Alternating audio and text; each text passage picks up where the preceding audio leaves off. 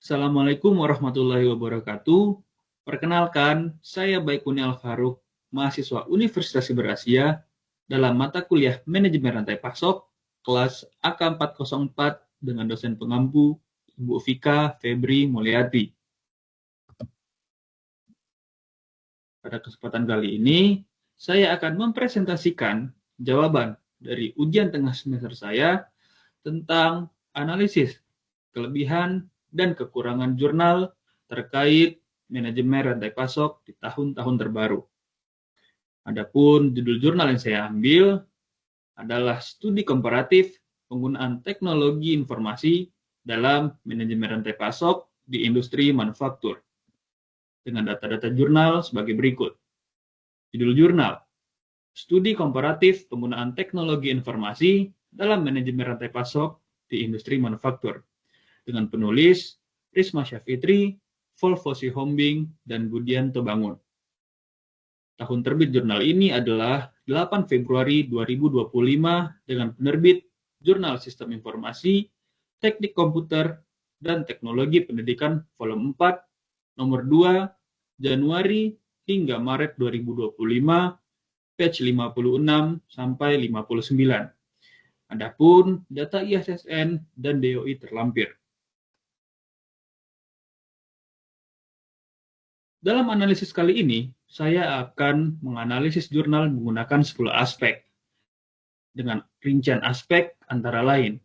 Yang pertama, aspek relevansi topik. Yang kedua adalah aspek metodologi. Yang ketiga adalah temuan empiris. Yang keempat, analisis komparatif. Yang kelima, tantangan implementasi. Yang keenam, perspektif waktu. Yang ketujuh, faktor manusia. Yang kedelapan, analisis finansial. Yang kesembilan, keberlanjutan. Dan yang terakhir, aplikasi praktis. Aspek pertama, relevansi topik. Menurut analisis saya, jurnal ini memiliki kelebihan dan kekurangan. Kelebihan dari jurnal ini adalah mengangkat isu yang sangat aktual tentang teknologi informasi dalam rantai pasok yang berdampak langsung pada daya saing perusahaan manufaktur di era digital. Topik ini menjadi semakin penting pada saat transformasi digital menjadi sebuah keharusan. Tetapi di sisi lain, jurnal ini juga memiliki kekurangan, yaitu kurang mengeksplorasi konteks spesifik Indonesia, seperti tantangan infrastruktur digital yang tidak merata dan budaya kerja yang mungkin berbeda dari negara lain.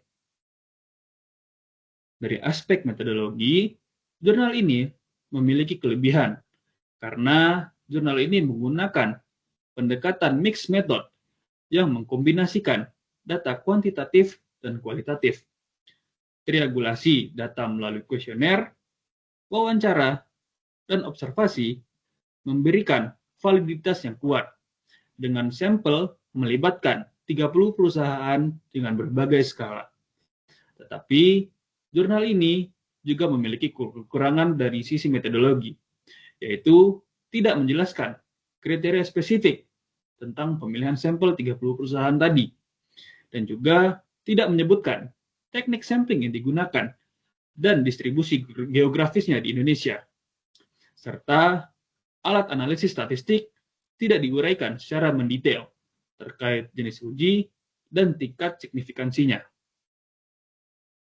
Dari aspek temuan empiris, jurnal ini memiliki kelebihan yang menyajikan hasil terukur dan signifikan, seperti pengurangan waktu pengiriman sebesar 25%, peningkatan akurasi persediaan sebesar 30%, serta penurunan biaya logistik sebesar 15%. Data ini memberikan bukti konkret tentang nilai teknologi informasi. Adapun kekurangan dari aspek temuan empiris pada jurnal ini adalah tidak adanya analisis tentang apakah hasil tersebut memiliki signifikansi statistik, serta jurnal ini juga tidak mengontrol variabel eksternal yang mungkin mempengaruhi hasil, seperti faktor ekonomi atau perubahan kebijakan. Yang keempat adalah analisis komparatif. Jurnal ini memiliki kelebihan membandingkan implementasi teknologi pada perusahaan dari berbagai skala, mengungkap data spesifik tentang adopsi 80% menggunakan ERP, 70% sistem inventaris berbasis cloud, dan 60% teknologi IoT.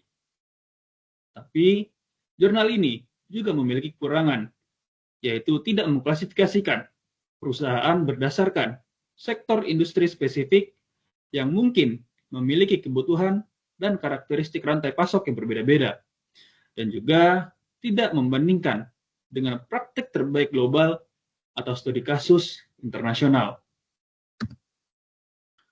Aspek yang kelima adalah tantangan implementasi. Menurut saya, kelebihan dari jurnal ini adalah menyoroti kesulitan nyata yang dihadapi, terutama bagi perusahaan kecil seperti sumber daya yang terbatas dan juga keterampilan yang kurang memadai. Jurnal ini juga mengakui bahwa adopsi teknologi tidak selalu berjalan dengan mulus.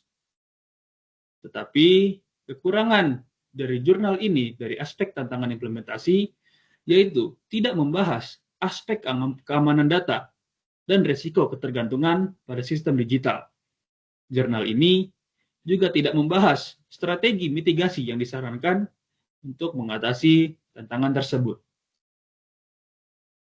Aspek keenam, perspektif waktu.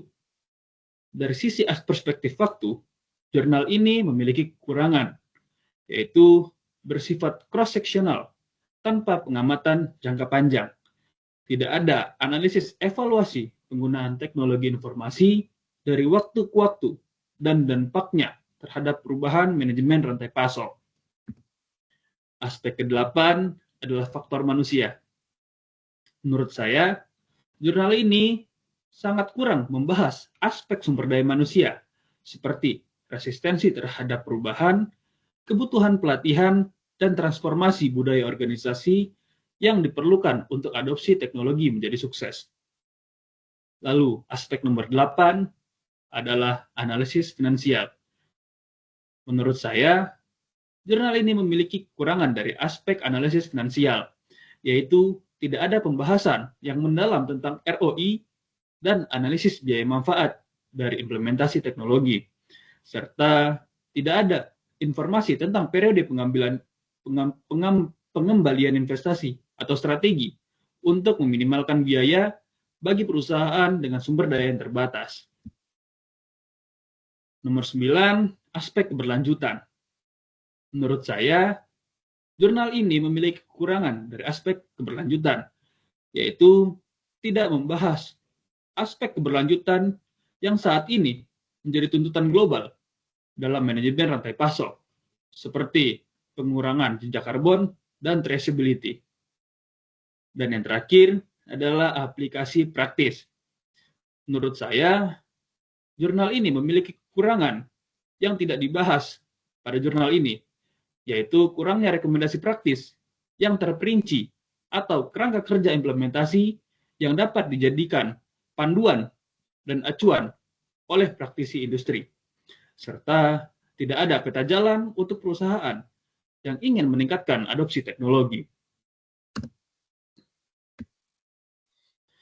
Kesimpulan analisis dari jurnal, baik dari sisi kelebihan dan kekurangan yang dapat saya simpulkan, adalah saya sangat setuju dengan kesimpulan jurnal tersebut, bahwa dukungan manajemen puncak sangat krusial.